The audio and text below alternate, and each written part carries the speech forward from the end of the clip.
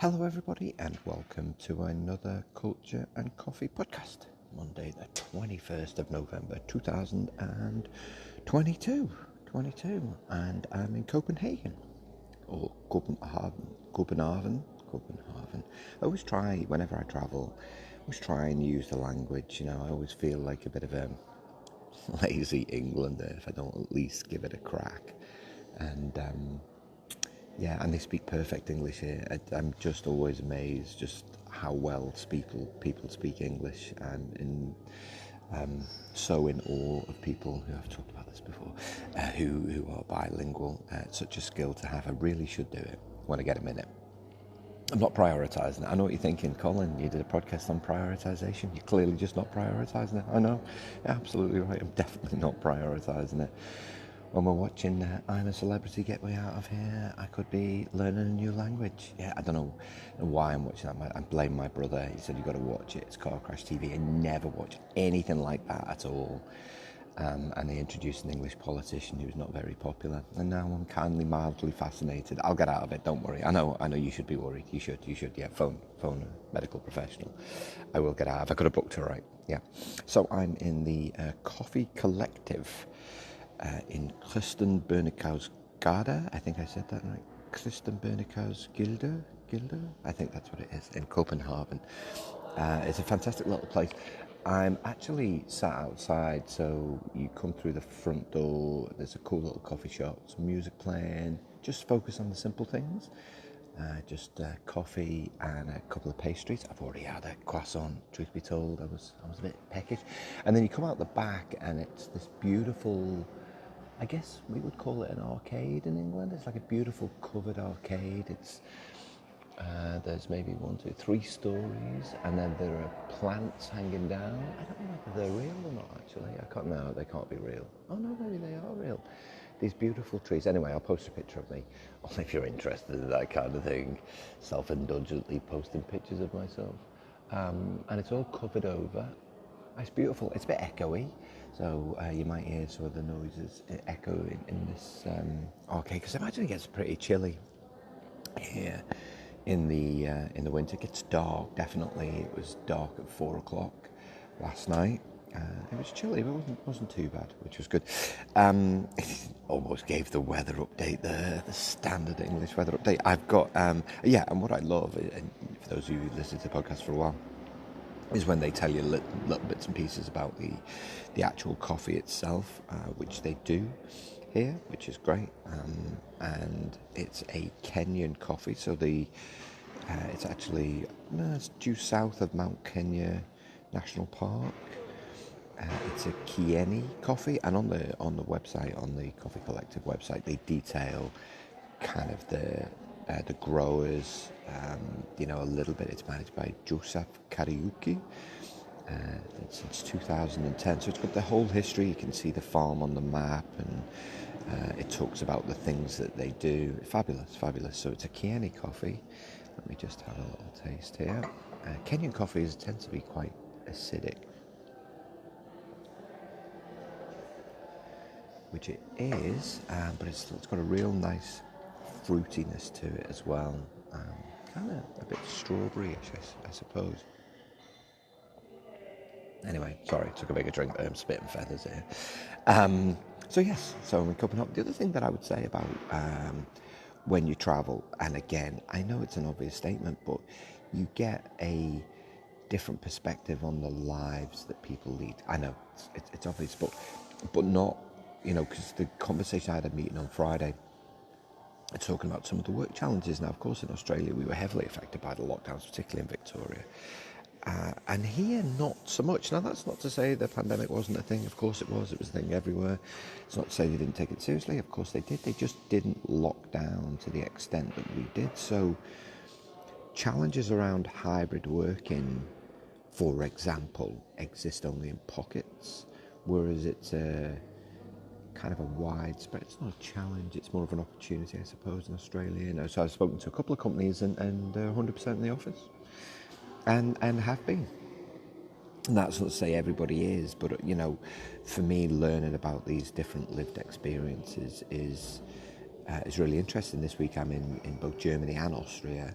So again, I get to see a different lens on that again and kind of find out what they went through. I was in Italy earlier this year, and obviously they had it quite tough. Again, quite different. So it's just useful to hear how other people have gone through these crises. And of course, the Ukraine is only a 2-hour flight from here, so they've got that to consider too. Today's podcast, I'm going to talk about how toxic leaders kill culture. I did a podcast earlier this year here on Culture and Coffee about how to deal with a toxic boss. So the answers to this podcast you can find in that podcast. But I had an interesting question from somebody, and I hadn't really ever considered it, to be honest. And they said, how do I know? I was like, well, how do I know if I've got a toxic boss?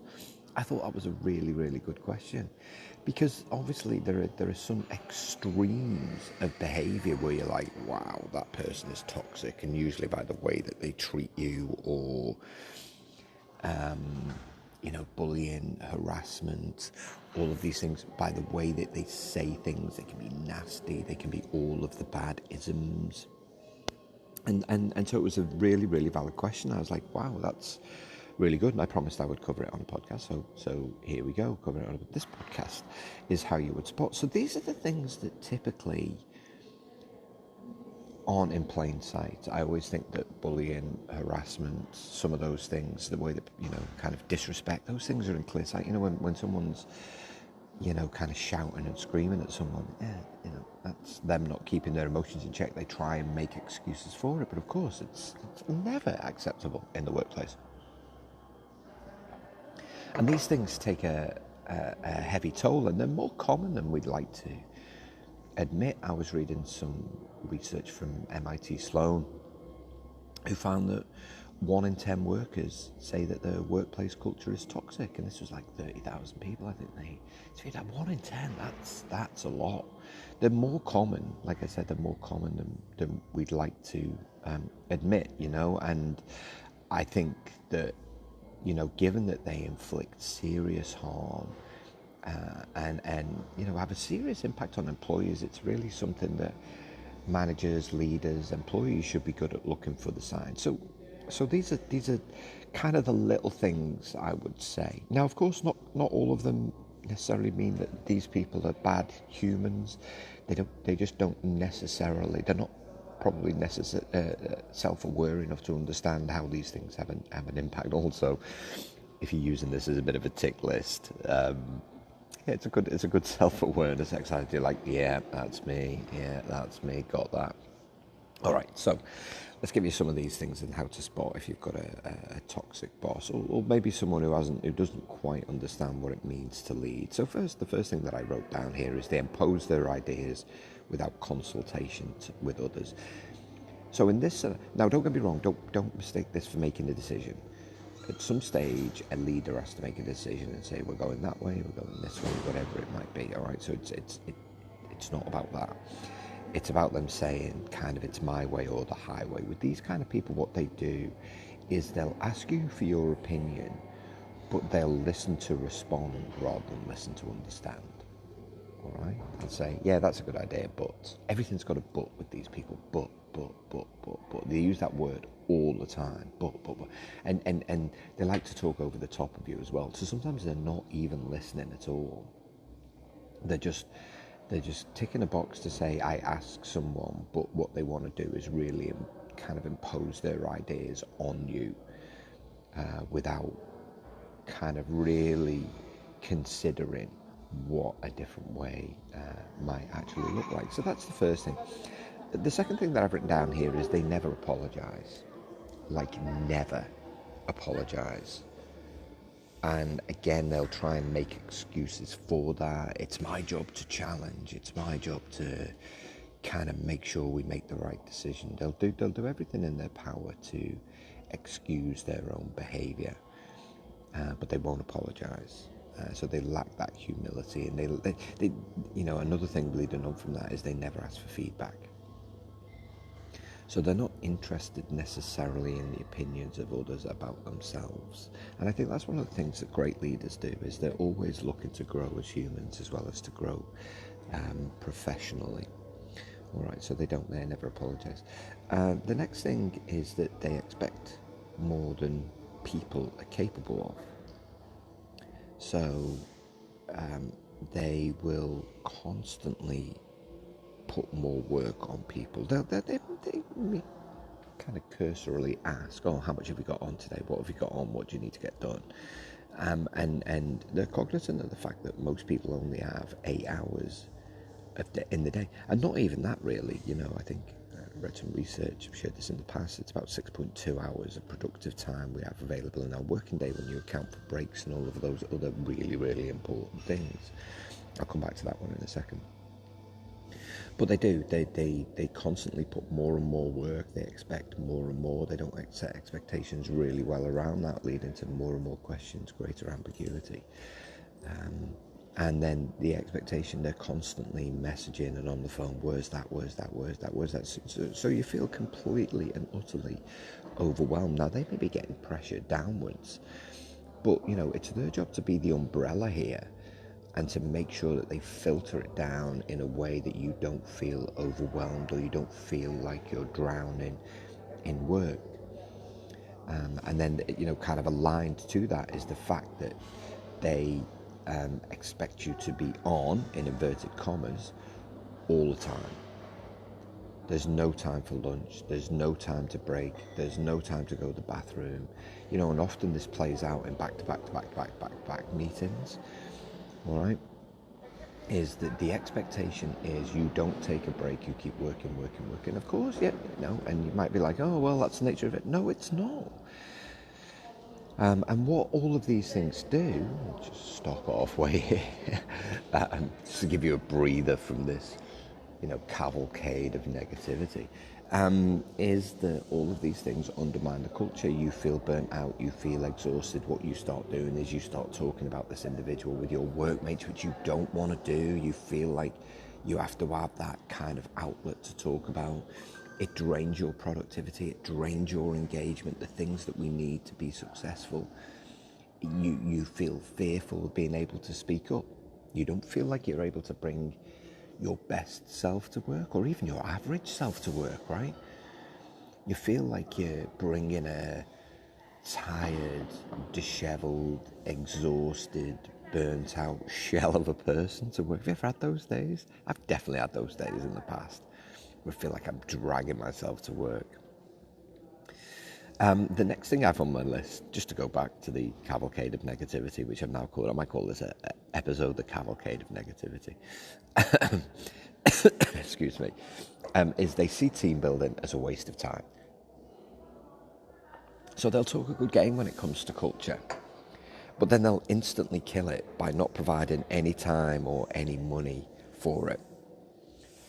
So when you and the team are like, oh, it'd be great to go away for a day, and I don't mean go, and by go away I don't mean go to like Ibiza and live it all. You could do, I suppose.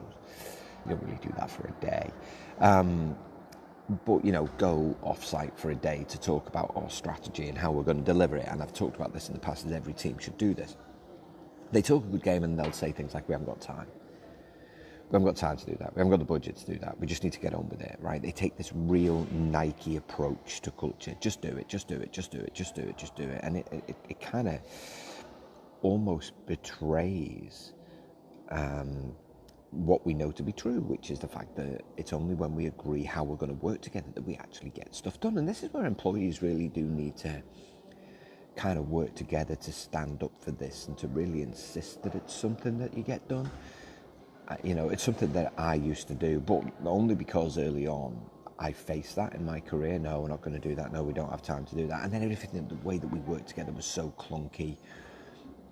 Until, kind of as employees, we used to get together and say, this is what we need to do. And we're not going to stop talking about it until we actually do it. And then it was incumbent on them to find the money to do it. But they do. They see team building as a waste of time. And then aligned to that, when money is tight, when budget is tight, the first thing that they cut is development. right? That's the first thing that goes. There are pet projects over there, pet projects that are draining operational expenditure and other activities that are costing money, and roles that are vacant that we don't need right now. If we would only reduce the amount of work that we've got in order to maintain staff development, there's this mistaken view that it's, and we call it discretionary spend. Staff development should never be discretionary. It should be absolutely critical to the development of the organisation that we take the time to build the capabilities of our staff, even if it's just them building the culture of the team for a couple of days every year. Even if it's just that, there's so much that we can learn from each other. There's so much that we can learn by kind of creating an environment where we're better able to share ideas. And it should never be the thing that we go in times of, kind of financial hardship. Companies expect more of people, which means that they should double down on their learning and development and make sure that they develop staff. And toxic leaders don't do that. They don't see a value in it. They're like, no, that's the first thing that goes. It used to be travel and accommodation, which to a point I kind of got because we were able to do things from audio conference. Now we definitely can with video conference. And a line to that around development is that these people kind of stifle creativity. So they don't make time and they don't allow you to make time for creativity. Now, we know that innovation happens when we make time for creativity and then we follow through on those ideas. If you're always too busy for creativity, then you're never going to come up with any new ideas. And when you don't come up with new ideas, nothing ever changes, and eventually you will stagnate. And then every now and again, senior leadership will be like, we need some innovation, come on, But we've stifled creativity for so long that we almost forget how to do it. And we have to create a different environment then to really drive it out of our people. Whereas if we made it a regular occurrence, we would have a pipeline of ideas that we could execute on at any time. The toxic leaders don't do that. They kill it. We haven't got time. Just concentrate on the job at hand. It's all about task. And of course, the way to make time is to actually prioritize really, really well. And that's another thing that toxic leaders don't do. They don't prioritize the work. You've never got that assurance. You've never got that certainty, You've never got that certainty of what is the most important thing. It's always guesswork, or else everything seems to be the important thing, right? And when everything is a priority, nothing's a priority. So that's another thing that they do, is they stifle creativity. The last thing that I've got is they pay lip service to diversity and inclusion. Now, I touched on this at the beginning when I talked about ideas. Because obviously, kind of from a cognitive diversity perspective, what we want is different ideas from different people with different backgrounds so we can get the best solution. But for them, diversity and inclusion is seen as a bit of a program. There's often groupthink in these teams where there's too many people from the same backgrounds who look the same. It's the same with values. If your company has values, they expect everybody else to live them, but then they don't do it themselves. So there's some, how toxic leaders kill culture, because what they do really is stop any kind of forward momentum because they're too focused on the task, they're too focused on their own ego, or else the behaviours are just so poor that it drains the life out of people. For some of them, their behaviour is so toxic, they have to wear hazmat suits in meetings. You just don't want to go anywhere. So poisonous, you have to send for a handler instead of HR and stick them in a bag. Anyway, like I said, they're just some examples of kind of how to spot a toxic leader, how they kill culture. And if you're looking for some advice on how to deal with them, go back and have a look at and listen to the earlier podcast on how to deal with a toxic boss. I hope you've enjoyed today's cavalcade of negativity and look forward to speaking to you soon. Ta-ra for now.